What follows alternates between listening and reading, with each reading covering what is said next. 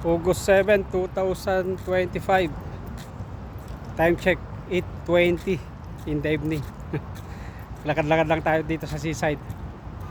Hanggang doon sa may Quiet Tower. Papawis kasi wala tayong magawa sa accommodation. Kasi pag andun ako, aantokin naman ako, tulog na naman. Sakit sa ulo na yung katutulog kasi nga naka leave tayo at walang magawa. So sa gabi kasi magandang maglakad-lakad, hindi mainit, pero sa umaga nako po, tag-init pa rin kasi dito. Pero next month, August, September, pababa na yan. Ang ganda na ng ng klima niyan. So yan kumusta naman ang buhay-buhay. Ikot natin para makita natin yung ganda.